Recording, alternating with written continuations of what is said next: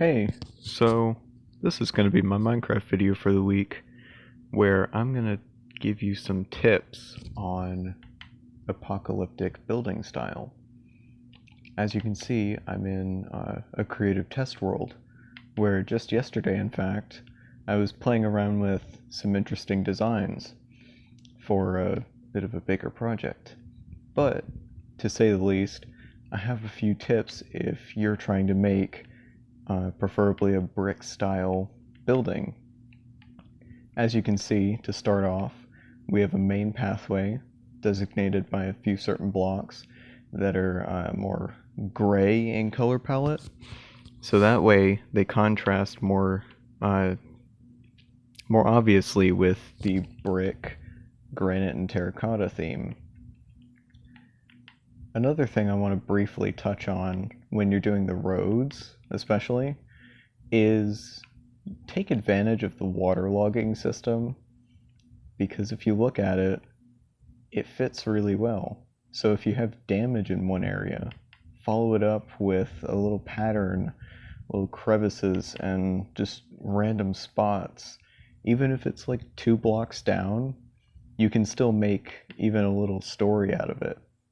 Where I was going to build a car before I started recording this, although I didn't have time to. So just looking at this right now, you can tell that something was either removed from here or it made impact. Now, I didn't really touch up on the damaged look for the back wall, but this is more of a border anyways. So say if this were like a map, a playable map, then you would have this as the very clear defined border. I think the light's updated there.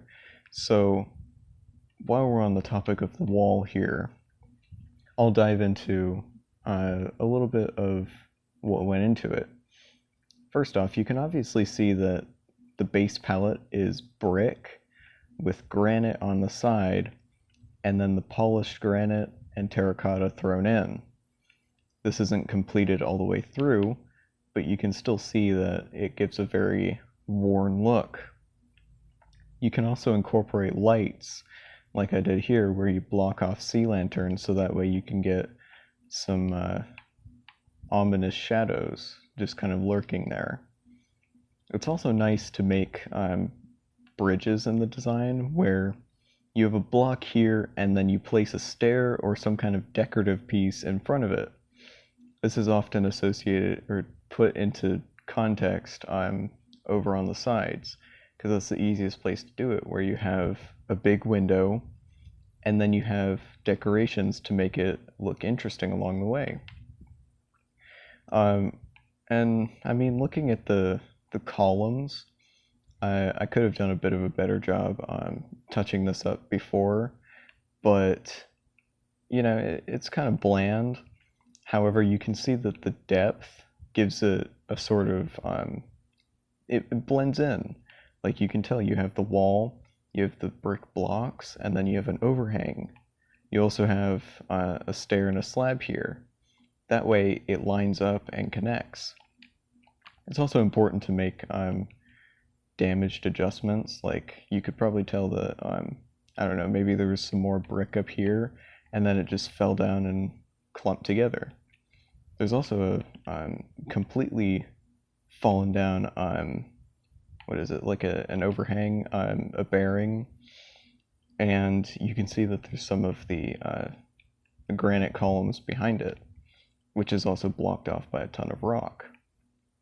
Another fun thing to do is make each area look somewhat different and then blend it in across the back. So that way it's still connected, but you have differentiating areas. Like this one here, you have a pool of water, you've got the waterfall, you have a broken sewer pipe up here where you can actually look down and, there's stuff there.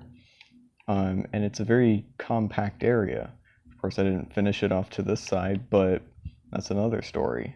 You can tell that once we get onto the road, there are bigger chunks. You can see that, like, there's a path that was followed. And then you come over here and you realize, oh, there's a parking garage, or, well, the makings of one, but you can tell that maybe this was an area for cars, and this might be a mall or some kind of underground establishment. You can also tell from a lot of the damage that something big happened here. And given that I had to hand terraform all of this stone, it it could very well be underground. Another key thing to implement with these kinds of builds are if you're doing it in a flat world, I highly recommend using the vertical axis as your advantage when building it. Because if you think about it, we're at level 4 right now. You still have 252 blocks worth of space to fill. It's very good when you're trying to make a very dynamic area. You can see that there's a second layer up here. I give some dimension to it. That way, when you come into a more open space, you can see the difference between what you were previously looking at, where you can come up here and get a different perspective, or you can come down here and look at it from the ground. Differentiating perspectives, or differing perspectives, forgive me about that, but the differing perspective, depending on where you are, is key in a build like this. Because in order to understand it, or even try to play it properly, you have to be able to look at it from different levels, literally and figuratively. I could have made another layer of parking garage on top of this, but I decided not to. Mostly because I was just kind of making an example, but I am definitely going to be expanding this. You can also see that there are holes in the walls, there's wear and tear, some of the blocks may be older, giving the brick a bit more age to it. There's also clumped down bits of brick and granite, probably from the supports here. You can also tell that a lot of it is very, very, like, it's about the same age. Some of them have chips in them, some of them are just straight up missing. There are a lot of broken areas where you can make a lot of consistency with it.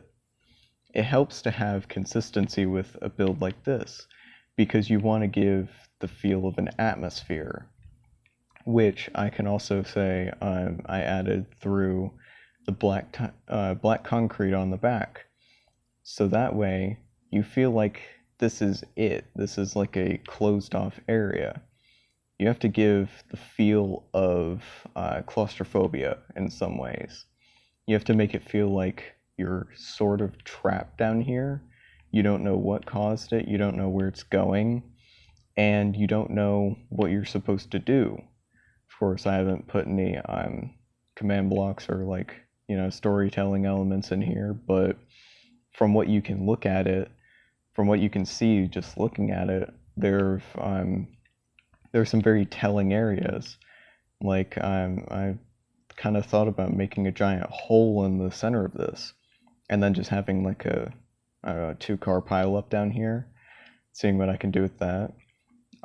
It's very interesting to play around with it, because you can give the feel of closing the world off from the player without actually restricting what they can do, if you know what I mean. Because there's plenty of space to run around here, and assuming I finish this section at some point, you can tell that this would be a very big area. You could hide a lot of things, you could introduce a lot of enemies, you can do a lot with it. And with the multi-layer system, I kind of thought about putting an elevator here just now. That way you can, go up and down and all that fun stuff. But you can still give them something to do. You just have to be willing to expand upon the vertical and... Oh, I messed up. No, I didn't. Yeah. You're supposed to be able to make it a very interesting looking build so that you can give them more space to explore. Because, in case you didn't know, Minecraft's an adventure game. It don't matter what you do in it, it's gonna be kind of exploration. You're always exploring a new concept with maps and making custom areas. You can also do. I kind of thought about making something behind this, but I didn't. Also, this is from the killing 120 plus cows video. Highly recommend you check that out. It's simple, but it's interesting, I guess. Another detail to put into perspective is the sewer pipe. Because you can see it goes over, you can tell where it's going, you can tell where it comes from. It has importance because it makes impact with the rest of the structure. That's a good thing to keep in mind. If you're going to add in a sidebar, you have to make sure that it's incorporated into the build and it fits the aesthetic.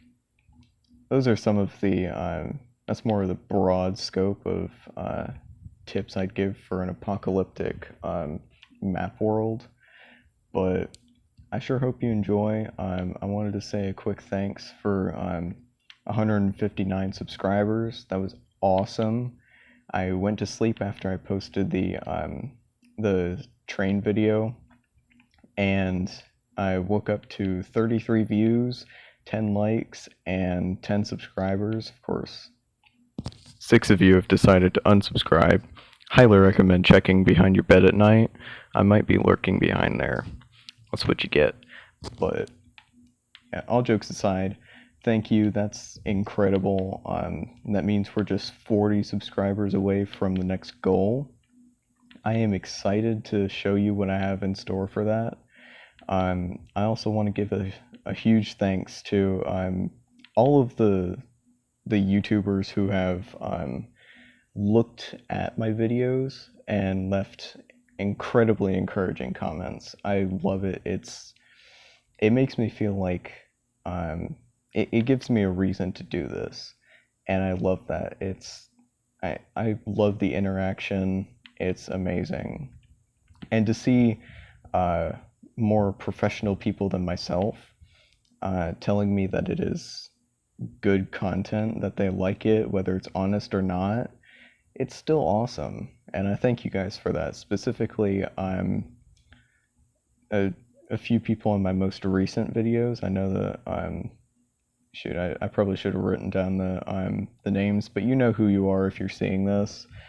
I also want to give a thanks to FJD and Smithy, or Maximum Gamer as he's known on YouTube.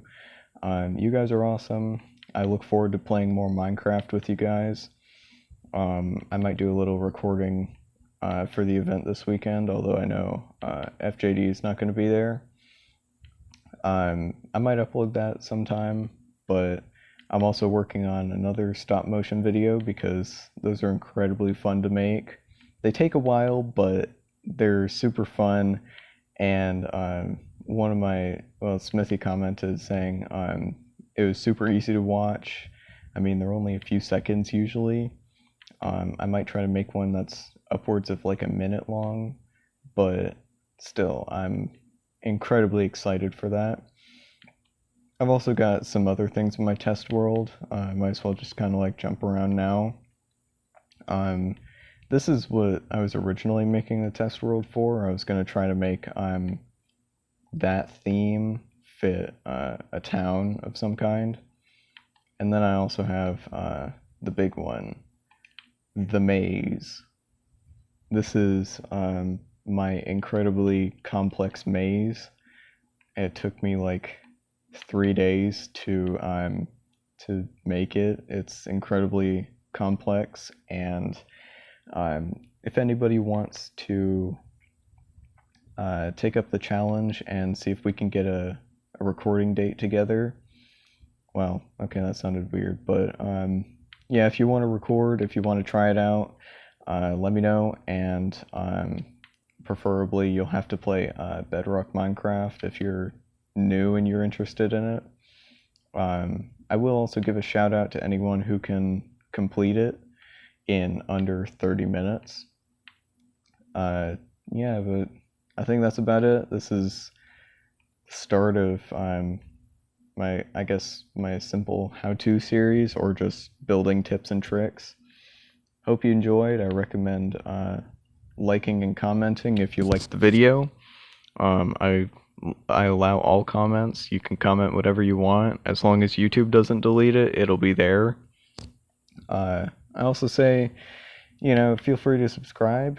We're hitting the 200 goal by October 2021 this year. I look forward to sharing what I have in store for that. I'm also uploading Tuesdays, Thursdays. Tuesdays are shorter videos, usually, now stop motion videos. Next week I'm going to have Terraria episode 3 on Thursday. And yeah, I think that's just about all the announcements. And yeah, I guess I'll catch you guys in the next one, whatever that might be.